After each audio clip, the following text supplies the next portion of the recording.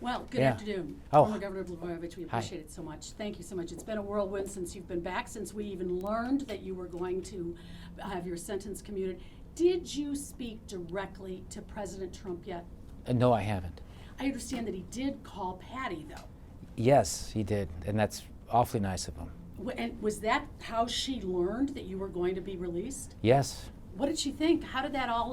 Give us a sense of what that was like? Well, I don't know. I wasn't there. I was over at that other place, so I don't know. But she got a call from the president saying... She did, saying that he was that he just had commuted the sentence, or he was about to commute the sentence, and then she spoke to him about 5 to 7 minutes. That's what she told me, and he was very friendly and obviously very kind, and we're very grateful to him, profoundly grateful, and and grateful for his service to our country, because I think he's changing things. Do you think you might end up with a job in the Trump administration? I think that would be highly unlikely. I have no expectation of that whatsoever. I'm just grateful to be back home. I'm grateful to have my freedom back, and I'm grateful to have the opportunity to start Act 2 of this whole journey, which has been very unhappy, very wrong, very dirty, and very dangerous to our democracy, because what they did to me, because I've committed no crimes, what they did to me is what they tried to do to President Trump by weaponizing their absolute uncontrolled power to use as a political weapon to go after political figures that they can't beat in elections. Now, there's a small handful of some of the same people who did it to me who've been involved in trying to do this to President Trump, and the bigger issue here is not so much what they're doing to a president or a governor, but what they're doing and threatening to do to all of us as Americans, because they're taking from the people their right to choose their own leaders in elections. If you were offered a job by the Trump administration, would you take one? It depends on, I can't imagine, but I certainly have an open mind, and I'd be apt to do more than just satisfy my own desires. I'd be eager to try to help him. Would you campaign for him? Whatever I can do to be helpful to the man that brought justice into our lives, a sense of justice. It's the beginning of a process where I hope to prove everything I possibly could, the truth of what happened. But of course, I do whatever I can. On the other hand, I don't want to campaign for him if it's going to hurt him. And Are you expected to campaign for him? Oh, no one's ever said anything like that to me. No. What do you say, though, to those Democrats who helped you get to where you have been in politically, from Congress, state rep, governor? Are you turning your back on them by supporting President Trump?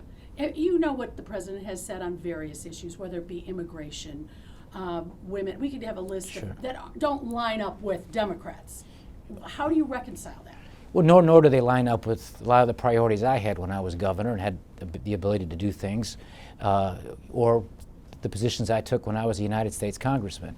But times have changed and circumstances have changed, and the Democratic Party today appears to be, and again, I've been gone for so long, but it appears to be very different from the Democratic Party that I was a member of, and that I was, and that the people in the neighborhoods I grew up in the city of Chicago.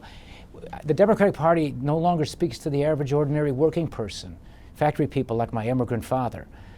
Those jobs have left for the last 2 decades, and frankly, it was a Democratic president that was part of that, and that was President Clinton with the NAFTA agreement. The reason President Trump was ultimately successful in getting elected was he actually heard the voices of dislocated workers in places like Western Pennsylvania, and Michigan, and Wisconsin, and in Iowa, that the same voices I used to hear when I was governor in Southern Illinois or in Rockford or the Quad Cities, because the factory jobs were shipped out so that the big companies could earn better profits at the expense of wages that they paid for working people. Okay, but let's talk immigration. And there's concern even today in Chicago that there will be ICE raids, that there will be those who might very well be here legally but will be sent back to where they first lived. What do you make of that? What do you tell immigrants? I've heard you speak very Spanish. Those are folks that elected you. What do you tell them now? I tell them that here's another example of where the Democratic Party let them down, and here's why. Because early on, President Trump was eager to make a political deal with the Democratic leadership in Congress, Nancy Pelosi, where they were discussing the possibility of amnesty for the DACA recipients. And what did the Democrats do in Congress? They resisted him every step of the way to not give him any chance to succeed at anything, to help anybody, because all they're interested in doing is playing politics and keeping this man, who they resent because he won an election they didn't think he'd win, from achieving anything for the American people. It's the disgusting kind of cynical politics that I saw when I was a congressman, that I dealt with when I was a governor, and was frustrated when my fellow Democrats were blocking my efforts to provide health care to people. They claim they're for that. They go out and campaign for those things, but when push comes to shove and we're all there now elected and we can actually do those things, they resisted and fought us because they took their orders from powerful political leaders like Mike Madigan and John Cullerton. So when they talk about some of these things, the fact of the matter is they don't have clean hands. And they could have made a deal on DACA to help a lot of immigrants and give them security and prevent those raids, but they wouldn't do it. You were granted clemency. However, when you were governor, there was a backlog. There were many, many waiting to hear, who really had all of the papers in line. Folks said yes, they should be let go. Why did you not take care of that part of your administration? Were you reluctant? Why were you so reluctant to pardon or allow clemency? It was less reluctance than it was just unawareness. And you know, I had unawareness as a governor. You didn't know what your rights, what your power was. No, I knew what the power was, but I was unaware of the magnitude of the problem. I was unaware of the injustice in the criminal justice system back then. I wasn't aware that there really were people who were in prison, incarcerated for reasons that were not right. And I would often talk to my homies back there in that place where I used to live for nearly 8 years, fellow inmates, about my biggest regret as governor, and it was that. Had I known then what I've learned the hard way, just how corrupt some of these prosecutors are, how broken and racist our criminal justice system is, I would have certainly made that a priority and would have been seeking out those kinds of cases as often as I could. It would have probably been a daily occurrence, but as it was, my regret is the fact that I acted on them when they came to me, when staffers brought me cases that were compelling, and I believe I showed mercy and I acted with compassion. But no, I agree with you. I missed an opportunity. I could have done so much more. I just wasn't as aware as I am today. And now that I am aware, and now that I've paid this price, I've gone through this fire of adversity and affliction, and having been incarcerated for things that are political and legal and constitutionally protected, and seeing how dishonest and corrupt these prosecutors can be, a small handful of them, I'm determined to try to, to seek redemption by doing something in the area of criminal justice reform, another area where President Trump is trumping the Democrats. He's done more on criminal justice reform than any president in American history. And the historic First Step Act that President Trump was able to finally get done was a result of his efforts and his son-in-law's efforts, Jared Kushner. Have you spoken with Jared Kushner? Yes, I have. Since you've been released? I spoke to him shortly before I saw you the day I came home, the first morning after I came home. And how did that conversation go? Great, and I was effusive in my gratitude. And why? What was the connection there? Why was he so key in your release?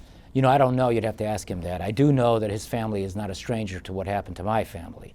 I do know that there were circumstances around his father. And so I think we have a real advocate for criminal justice reform, not only directly in the White House, but in the family. And I think that's probably playing a role in President Trump's leadership on trying to reform this racist and corrupt criminal justice system. Now, you called yourself a freed political prisoner. Right. Do you really believe that you're in any way like Nelson Mandela? No, I don't think I'm like Nelson Mandela. But I drew inspiration from Nelson Mandela's long walk to freedom. That's his autobiography, which I read in prison, and I read another biography on him as well. And I drew inspiration from Dr. Martin Luther King, who did time at jail.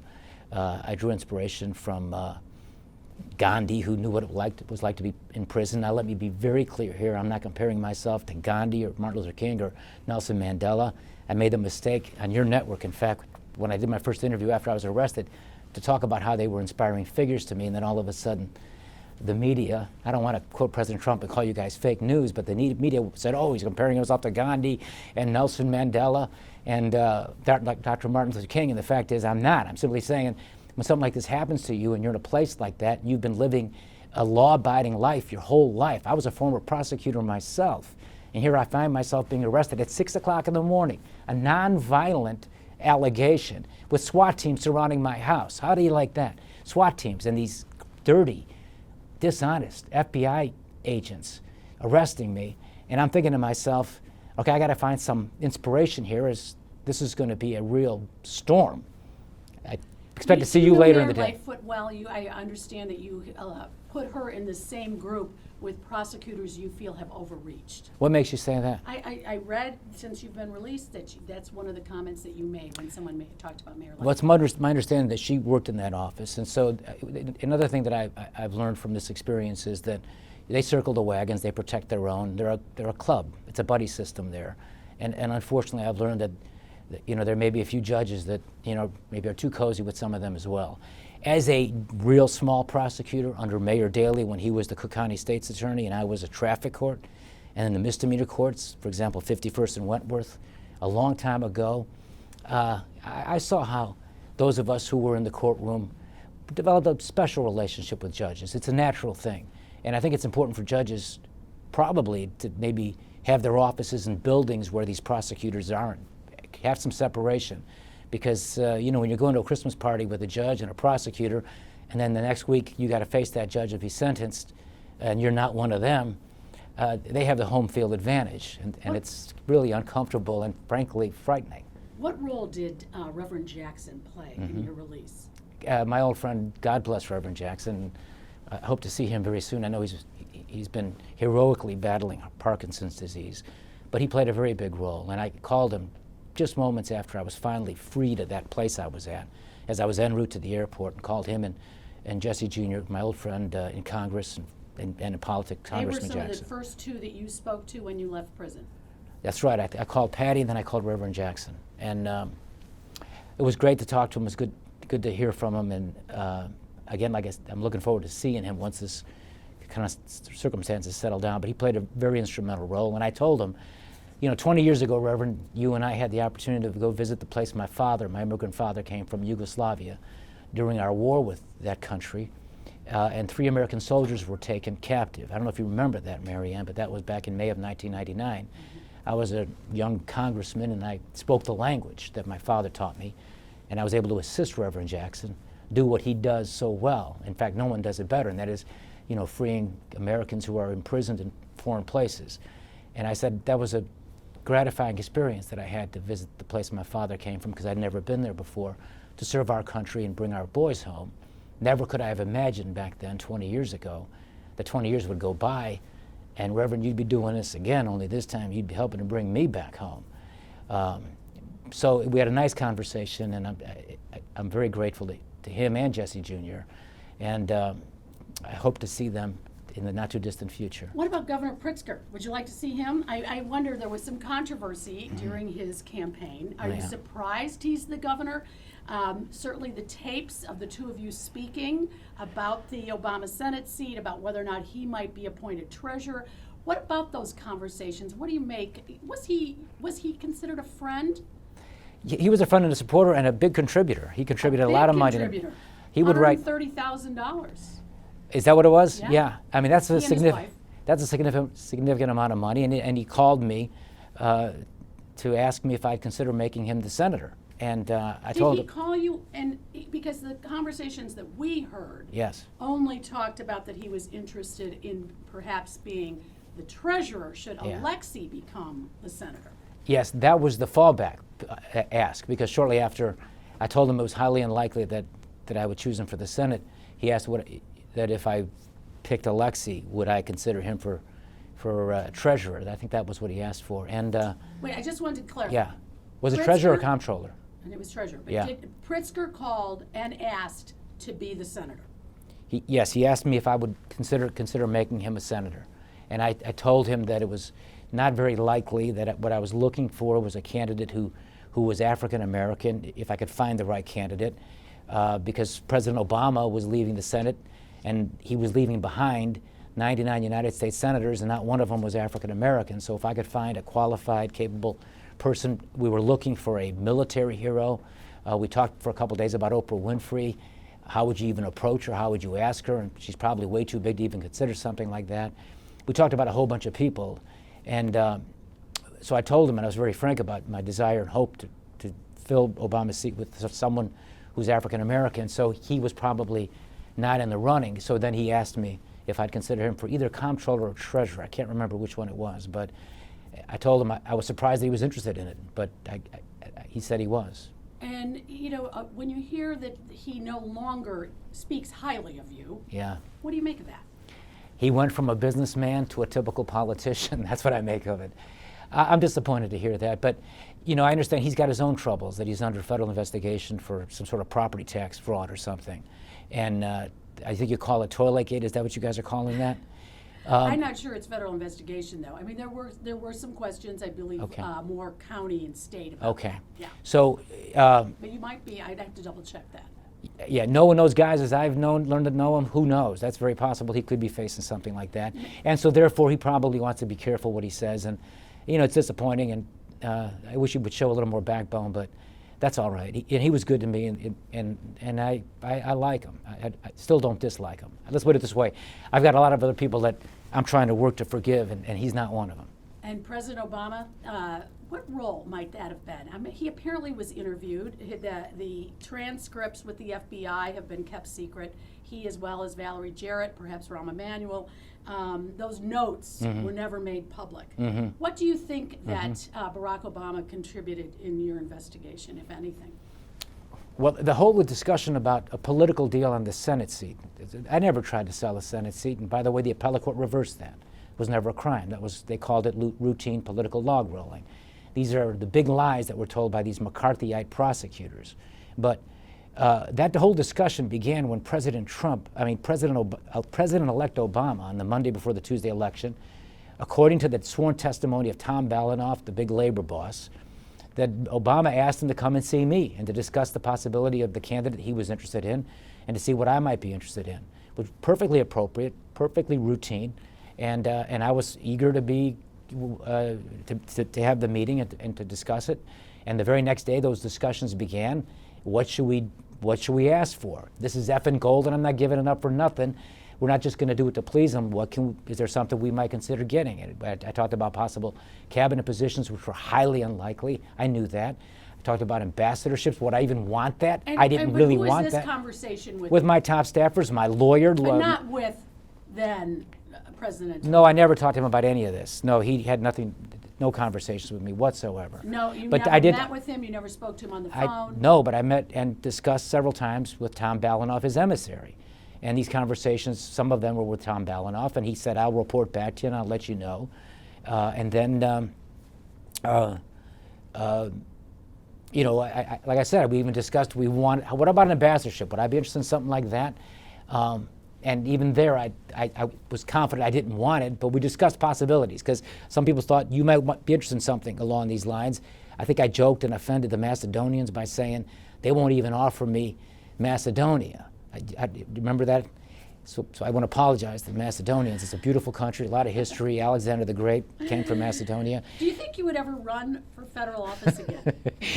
If I'd like to stay married to my wonderful wife, who's a hero, and I love her with all my heart, and I'm so blessed, because not a lot of women would have stayed or been the wonderful wife that she's been, and better than that, the wonderful mother that she is. I think if I want to keep that going, I don't think I should think about running for office again. But you never say never, right?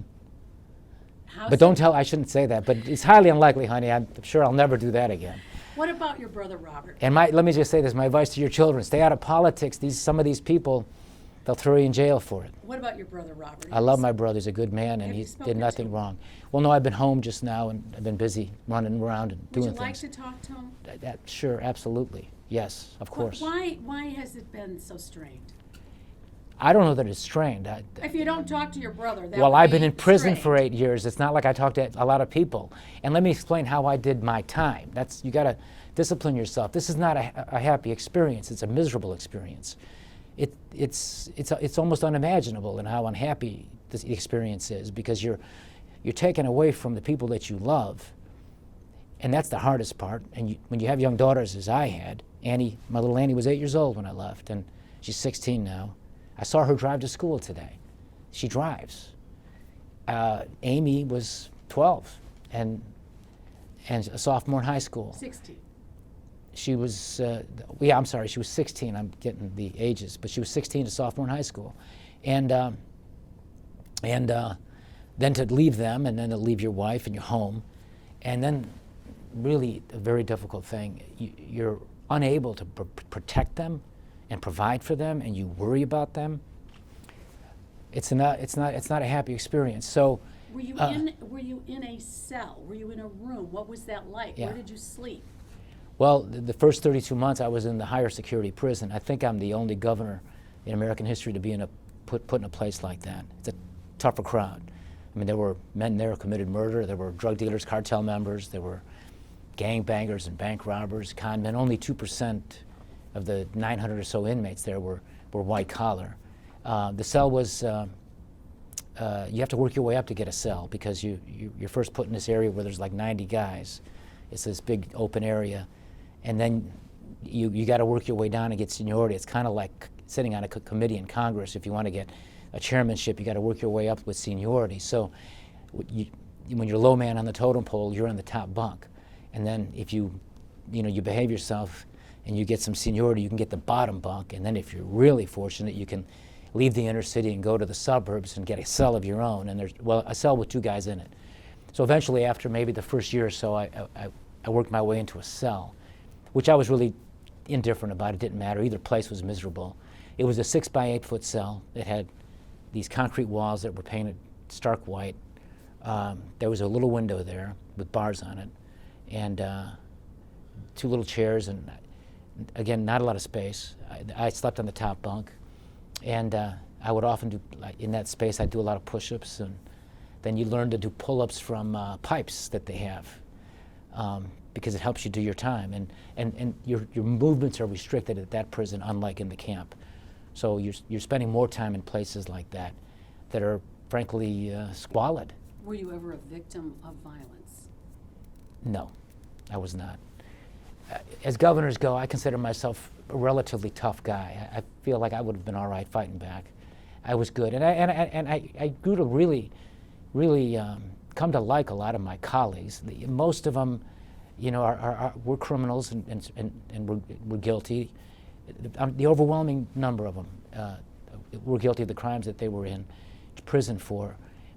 But a lot of them at heart were not bad people. They just had made bad mistakes, came from places that were not very advantageous.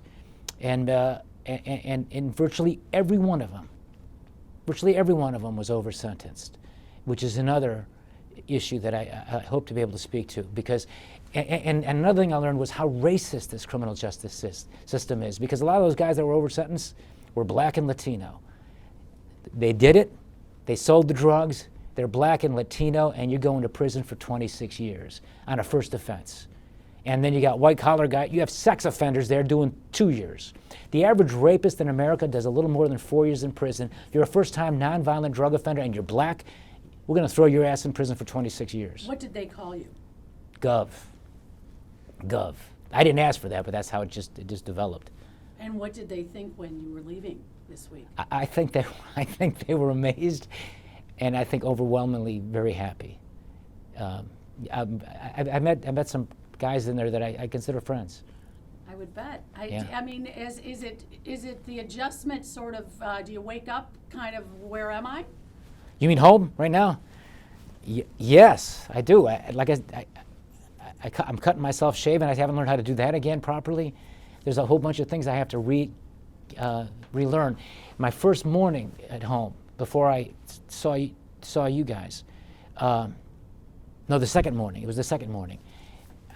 I went to bed. It was a long day, and it's a whirlwind. It's kind of like a campaign, right?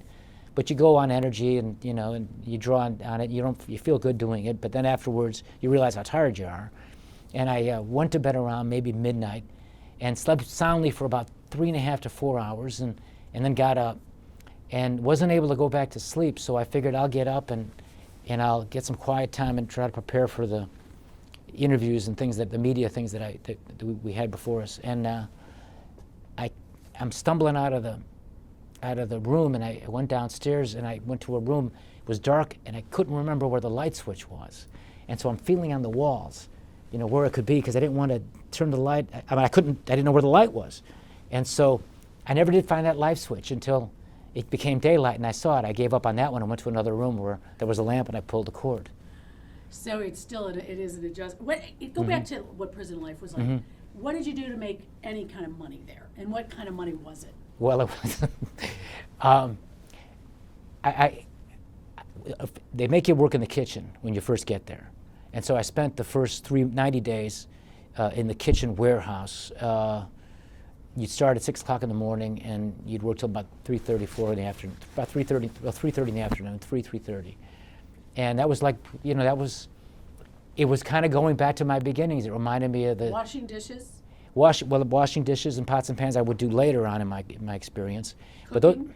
Well, no cooking. That would be cruel and unusual punishment to my inmates, my fellow inmates, if I cooked for them. But when I was 18 years old, I was able to get a summer job on the Alaskan pipeline working in the kitchen. I worked 10 hours a day, 7 days a week there as an 18-year-old, working my way up to earn money. The pay was excellent, and it helped my parents send me to college. But it was gratifying because I felt like I was working my way up. And here I found myself, after being at a pretty high place, a high mountain, governor of the 5th biggest state in America. Now I'm back in that kitchen, only this time instead of the good money I was making in Alaska, I was making $100 a month. Only if you earned a bonus, which was $35, because the pay was actually $65. But I did good work and I got a bonus every month. Let me say this, heavy lifting, 100-pound rice bags with rice, 100-pound bags with beans. And the guys I'm working with, they're 30 years younger than me, and they're big and strong, but you couldn't look weak in front of those guys. You didn't want to be some effete politician. So I had to carry those sacks myself and did it every single day. And You've lost weight. I've lost weight, but I built muscle. I feel frankly, I'm fit as a fiddle. You don't know how much weight, though. I don't measure that, but I just never weigh myself. But I know that How do you think you'll now make a living? I mean, I realize you're doing interviews. Do you see a radio show? Did you write a book while you were in prison? What do you envision yourself doing? Well, I hope I could write another book. I think there's a lot of things I could talk about. I think there's a story that needs to be told. I do think if we care about our country and we care about our freedoms, and don't forget, we live in a free country because fundamentally, at the core, and this is why we fought a civil war. It was about preserving the right of the people to self-government. That's what Lincoln talked about, and he was right. Okay? You elect people, you don't like the decision, sorry, South Carolina, you can't leave the Union, okay? You elect a president, you elect a governor, sorry, corrupt prosecutors who are criminalizing routine politics. You can't undo the will of the people. The crimes that were committed, and I believe they're crimes, were by the people that did this to me, because you know what they did to you, Marianne? They stole from you your governor. I was elected by you and everybody else who's in this room. But I think there's going to be plenty of people who disagree, and they're going to say, no, you were wrong. You made mistakes. You should apologize. We haven't heard that from you. If you're asking me did I make mistakes, the answer is I've made a whole bunch of mistakes. I still do.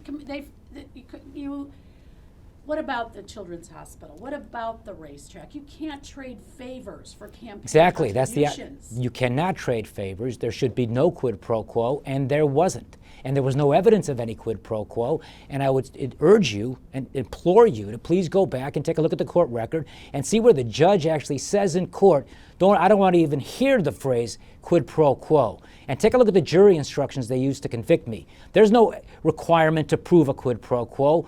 The only requirement was if there's some connection in the guy's mind that they asked for a campaign contribution because there were some official acts that the political figure, the public official did, that's a crime. That is not a crime. The United States Supreme Court directly, expressly said that is not a crime and that is not a lawful standard. If that were a lawful standard, I'd have been in prison with J.B., I'd have been in prison with Senator Durbin. Tammy Duckworth would have been at the women's prison. The Mayor Lightford would have been in prison with Tammy Duckworth. Everybody in politics would have been in prison because that standard they used against me was an unlawful standard that, if used against everybody in politics, would have sent them to prison. And I would ask you to take a look at Senator Menendez's case. He gets a hung jury in the first trial.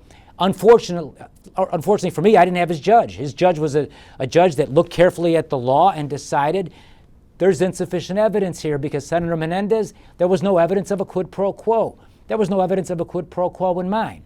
All right, Okay? all right, we agree to disagree on that. Okay. Tell me, what kind of mail did you get? Who did you hear from? I heard from all kinds of people from all around the country, and I got some letters from Indonesia. I got some letters from Paris, France, believe it or not, in English, and a lot of people from Illinois. And I would say in the very beginning, the mail was kind of running 13-1, positive to negative.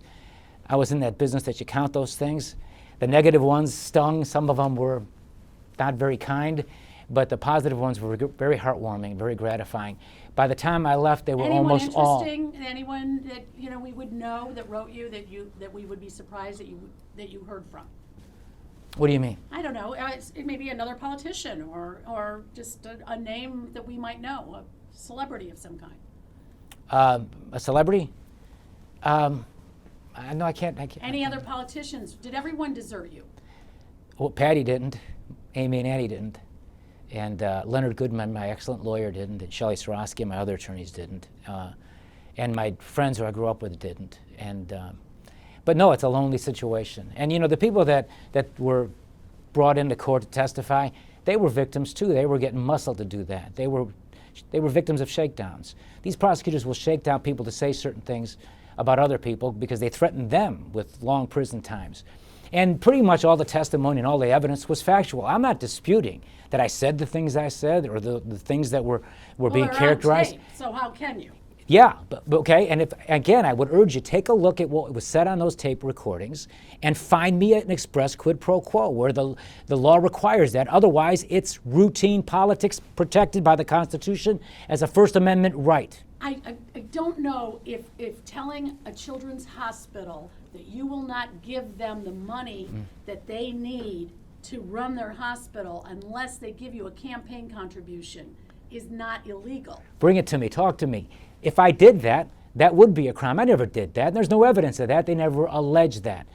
I did something for that hospital. I was able to find $8 million in a state budget that was over funded, and I needed to bring it down $2 billion to balance it because that's what the Constitution requires.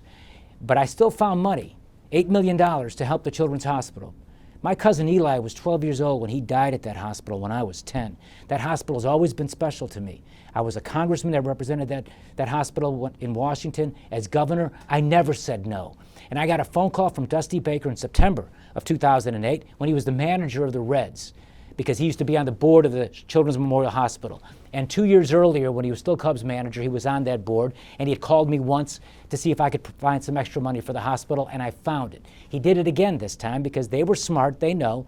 I love the Cubs. You get Dusty Baker to call. The governor might actually help us. And sure enough, Dusty calls me, asks me if I'd call the guy Magoon and see if I could be helpful. Mr. Magoon told me they were looking for $8 million. I wasn't aware of the issue. I got my deputy governor to look for the money. He found it. I said, we're going to send it to you. It's not eligible till the 1st of January in 2009. Please let's not announce this because I'm cutting the budget in a whole bunch of places. I don't want other people coming at me, frankly, because I'm a soft touch. It's hard for me to say no. There was never any ask for the campaign contribution from me.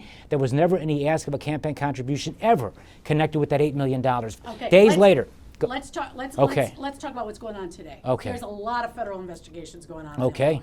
And perhaps you've been able to be up to speed, but we keep I'm not. hearing we've seen offices raided, Martin Sandoval's office raided. We've seen Alderman Burke's office raided. We've heard of emails and that are under investigation this week, and there does seem to be a tightening spotlight on Speaker Madigan. I did hear, and Danny Solis apparently wearing a wire on him or something. I don't wish him any ill will. You don't wish who?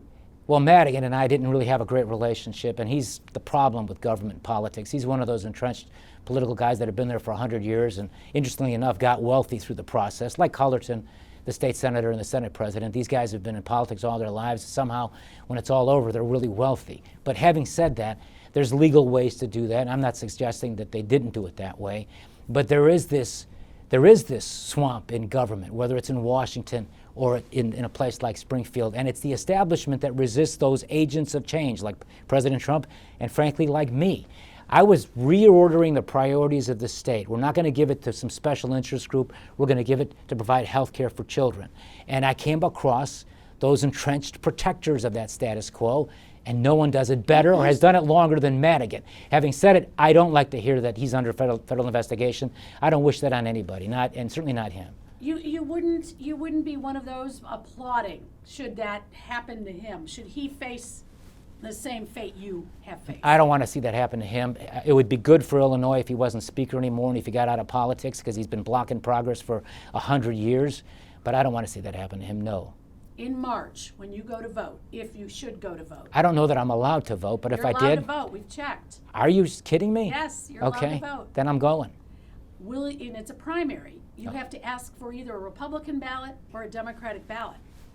Well, in a primary, I'd vote in a Democratic primary, but in the general election, and I know this is going to piss off a lot of my fellow Democrats, but I'm a Trumpocrat, and I think that many of my Trumpocrat is not on the list. So therefore, I'm going to vote in the Democratic primary. But in the general, is there any of those Democratic presidential candidates that you've been, listening to at all that you might support? I'm going to pass on the presidential race because I'm supporting President Trump. I don't want to hurt him. I hope I'm not losing him votes because somebody like what they've said I've done is saying that he's for President Trump. But I would like to make the case to my fellow Democrats, and this was the case too with other Republican presidents. Sometimes the Democratic Party forgets who it used to be and who they're supposed to fight for. For too long, the Democratic Party, and I saw it when I was governor because, again, I ran up against the Madigan types who didn't care about solving the problems for poor people or the inner city or for the African American community or even sensitive to the issues of the Latino community unless it served their political purposes. And I saw how difficult it was to actually get these things done and get around that kind of gridlock. We now have a Republican president who in so many ways is actually speaking to those constituency groups. And with President Trump and the African American community, think about this. Alice Marie Johnson is an African American woman, and she's the epitome of what they've done to black people, this criminal justice system, for as long as probably we've had a criminal justice system. She gets a 21-year prison sentence as a first-time nonviolent drug offender. She serves 21 years on a life sentence. The over-sentencing of African American men and women, particularly men, has created a new form of segregation. It's called Jim Crow, and it exists. It truly is. So originally we have slavery for 245 years or so, and then we go into the separate but equal part of our history through the Plessy versus Ferguson decision from the Supreme Court in 1896, Reconstruction happening at that time. Separate but equal becomes the way it was. 100 years later, leaders like Dr. Martin Luther King begin the civil rights movement.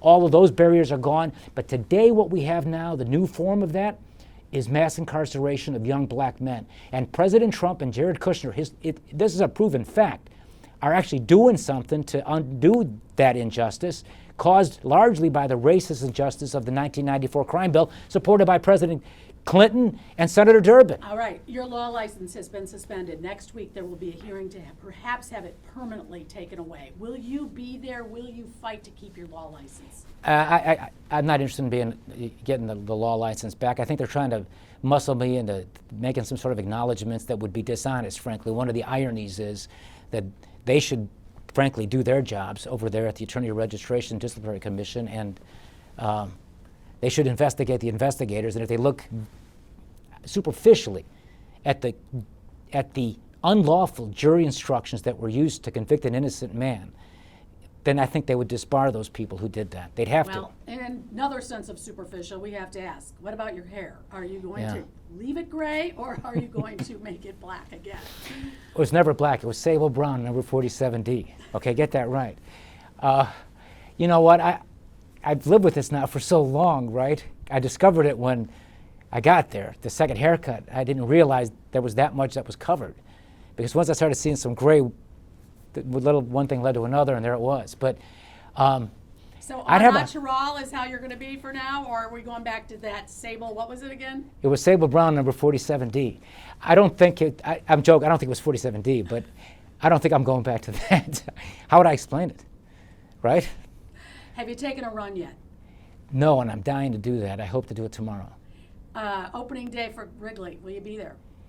Well, I haven't thought that far ahead, but you know what? You must have missed your Cubs. Missed my Cubs, and God willing, if time permits, and I do get a run in tomorrow, which I believe I will, I have a 7-mile running route that starts at my house and takes me around Ridley Field and brings me back. And so I'm going to do that run tomorrow, and I'm going to actually see all the changes that were made there, because I'm told they're dramatic.